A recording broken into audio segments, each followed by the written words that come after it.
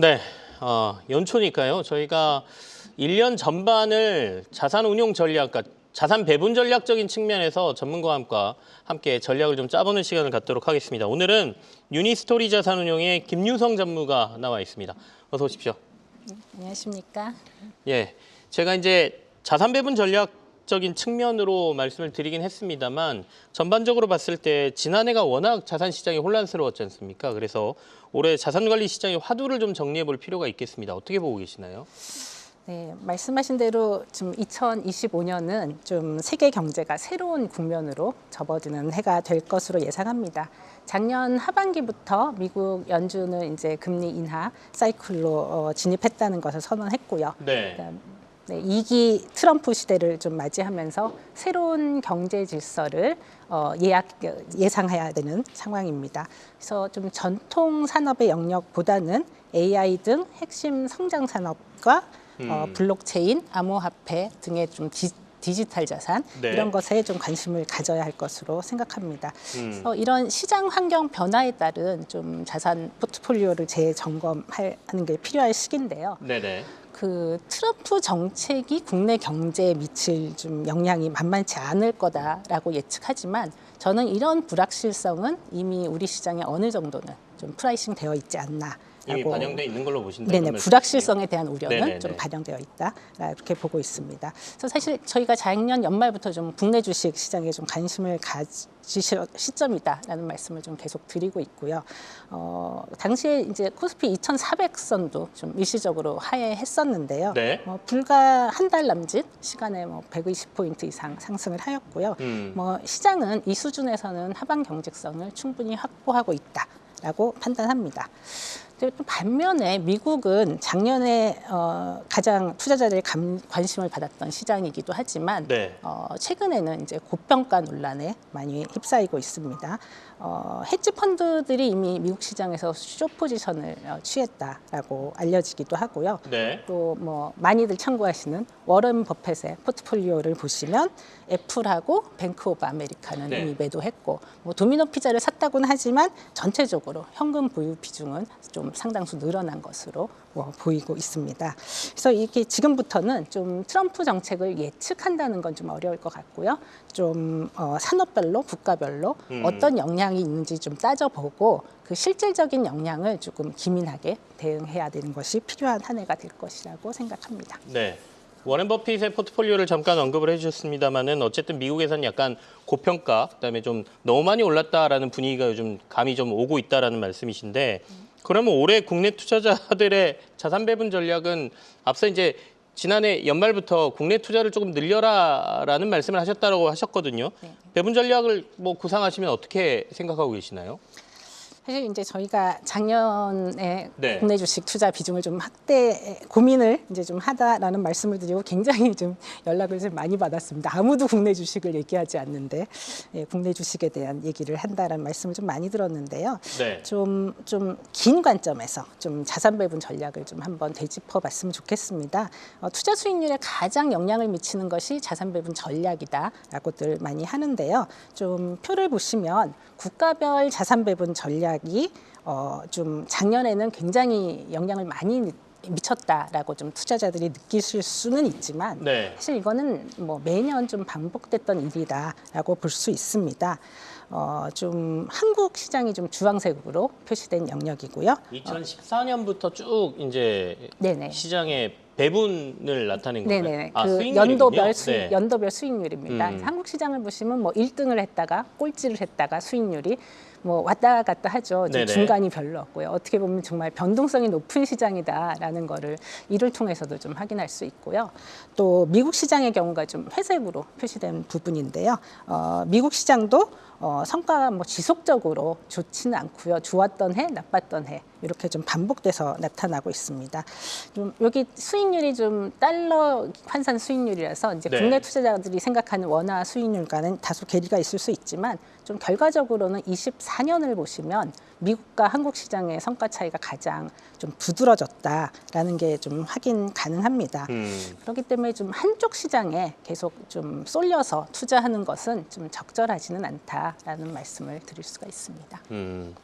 자, 그러면 어떻습니까? 그러니까 소위 몰빵 투자하지 말라라는 말씀으로도 들리고 미국으로 이제 너무 많이 갔으니까 이제 한국 시장도 돌아봐 보세요라는 말씀으로도 들리긴 하거든요. 근데 이제 환율이 좀 걱정스럽습니다. 계속해서 원화 약세가 나오는 환경이기 때문에 이렇다면 외국인들이 굳이 한국으로 돌아올 이유가 없지 않나라는 생각도 들고요.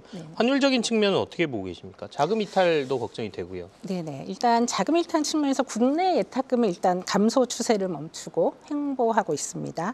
그리고 해외 주식 투자를 포함한 이제 국내의 순 대외 금융 자산이 지난 분기에 약 9,800억 불, 거의 1조 달러 정도 기록을 했는데요. 네. 이처럼 좀 투자 자금이 해외로 이제 많이 이동했다는 것을 좀 데이터로도 확인하실 수 있습니다. 그래서 이런 국내 증시 주변 자금의 이탈로 코스피 성과가 좀 한 해 더 부진을 했는데요. 좀 다른 측면에서 한번 좀 생각을 해봤으면 좋겠습니다. 지금 주식의 성과를 조금 네. 이렇게 요인별로 이제 분해를 해보면요.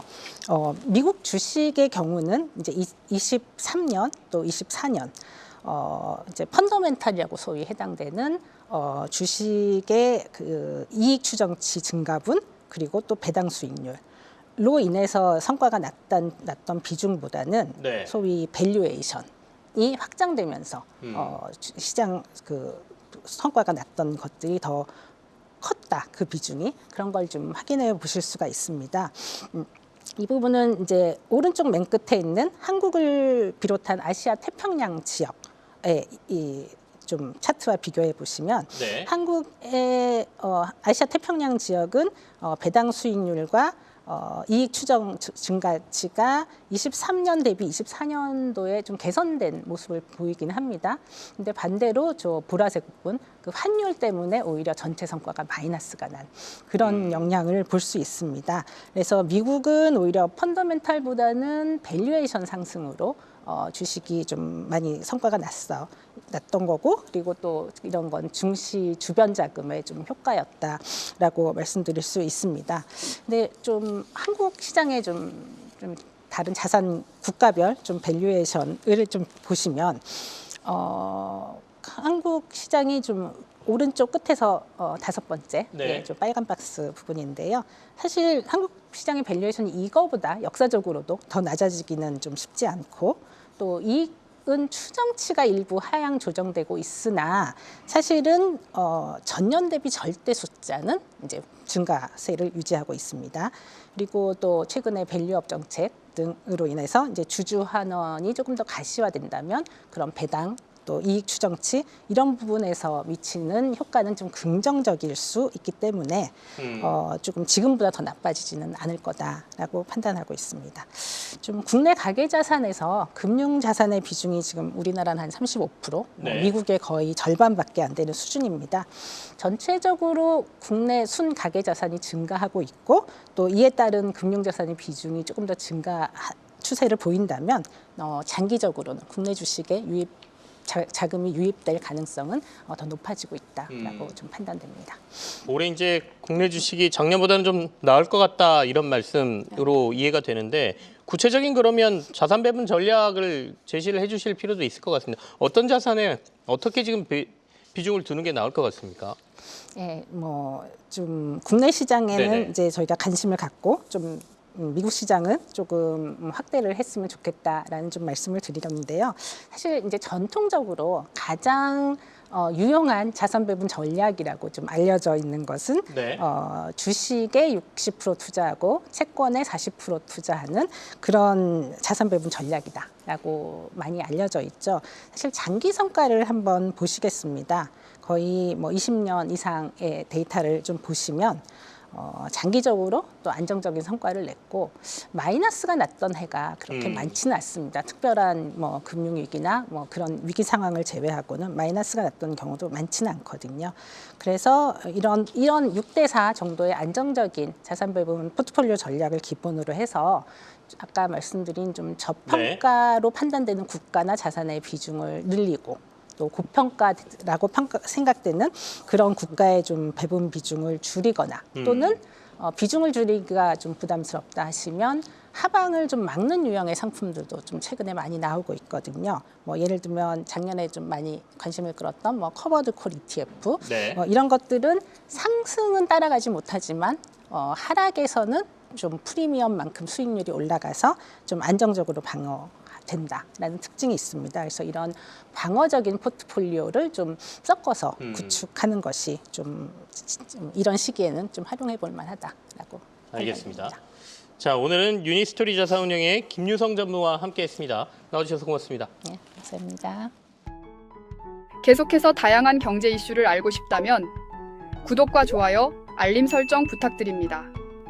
AI 캐스터 권미정이었습니다.